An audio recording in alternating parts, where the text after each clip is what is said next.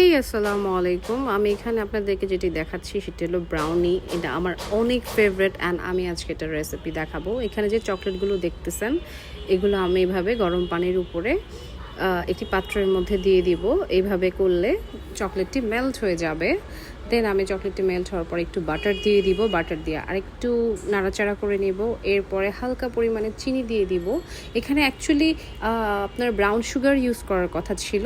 আমার বাসায় যেহেতু ছিল না, আমি নর্মাল চিনি ইউজ করেছি। চিনি দেওয়ার পর এভাবে কোকো পাউডার দিয়ে আমি আরেকটু ভালো করে মিক্সড করে নেব।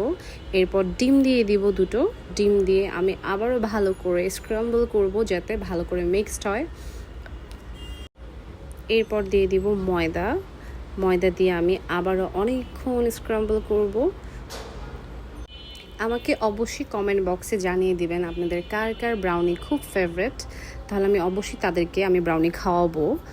এরপর আমরা হলো আমাদের যে ব্রাউনির আপনার বক্সটা থাকবে সেটার মধ্যে আমরা এভাবে ঢেলে নিব ব্রাউনিটাকে। এবার আমরা ব্রাউনির উপরে ডেকোরেশনের জন্য অল্প করে চকলেট দিয়ে দিচ্ছি।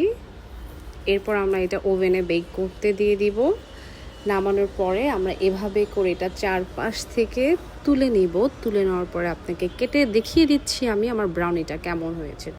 আমার কাছে কিন্তু ব্রাউনিটা অনেক ইয়ামি লেগেছে। আপনারা একটু কষ্ট করে আমার পেজটাকে লাইক অ্যান্ড ফলো দিয়ে দিবেন। Bye bye.